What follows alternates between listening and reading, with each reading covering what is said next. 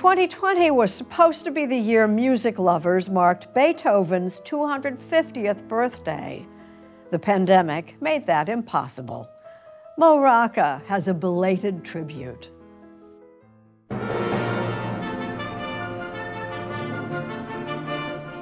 How important in the history of music is Beethoven's Ninth? It's immensely important. It's literally and metaphorically bigger than any other symphony. That's what it's intended to be. It's Beethoven's hug for the whole world. And, says Beethoven biographer Jan Swafford, it's no coincidence that the symphony's final movement, the triumphal Ode to Joy, has long been a worldwide anthem of freedom and peace.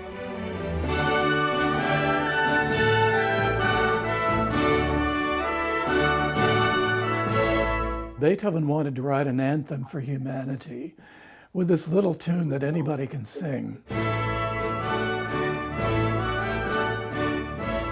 Probably half the population of the earth knows that tune, whether they know it's by Beethoven or not. The Ninth was Beethoven's final major work, the coda to an epic life in music. It's impossible to actually think about the history of music, the history of humanity, without Beethoven. Last year, the pandemic complicated plans to celebrate Beethoven's 250th birthday. But, says conductor Marin Alsop, there may be no better time to reflect on the man and his philosophy. It's about coming to terms with tremendous challenge, strife, struggle, and deciding that it's worth it. Strife and struggle were constants in the composer's life. Born in 1770 in the German city of Bonn, Ludwig van Beethoven was by age 10 considered the next Mozart. But throughout his life he was plagued with physical maladies. He may have had chronic lead poisoning. He had colitis. He had fevers and headaches that lasted for months. Even worse, in his late 20s, the composer began to lose his hearing. And he wrote this letter, which is partly a suicide note and partly a statement of defiance. It's both. And he just said in this letter, I'm going to be the most miserable person in the world, but I'm going to live for my art because I can't imagine killing myself, basically, before I've done what I know I could do. And so as the world around him gradually fell silent, Beethoven wrote at a furious pace. String quartets, piano compositions,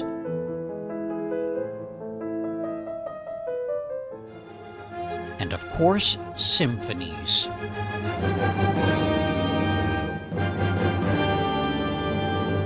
But by the 1820s, Beethoven, his health worse than ever, his personal life in shambles, was no longer writing as easily.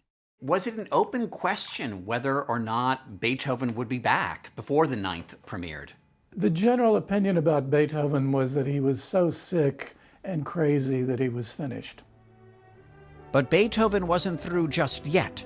Passionately political all his life, he adapted the Friedrich Schiller poem Ode to Joy, a revolutionary call for freedom, for his symphony, a radical act. By the time Beethoven wrote the Ninth Symphony, Vienna was a police state, and it's amazing to me that everybody knew what the Ode to Joy was about. It was about the revolutionary period. And Beethoven was tapping into all that to keep the dream of freedom alive in a bad time. I think you could rightly say, and I think of this, it's the greatest accomplishment in musical history. The writing of the Ninth by a man who was essentially deaf. I don't know how you can ask more of a human being. San Francisco-based hearing specialist Dr. Charles Lim was inspired to create simulations of how Beethoven may have heard his own compositions. Here's an example of what really severe hearing loss sounded like. It's a muddy, distorted sound that's barely audible. You can tell right away there's a loss of clarity. You're just hearing rumblings. I mean, you can't even tell really that it was based once on a piece of music. You can fairly state that he composed the Ninth Symphony using his mind's ear. Using his mind's ear. What does that mean? If you just stop right now and try to hear the Ninth Symphony in your head, you can hear it. And you're hearing it because your auditory memory allows you to have that recollection. Marin Alsop thinks Beethoven's loss of hearing may very well have liberated him creatively.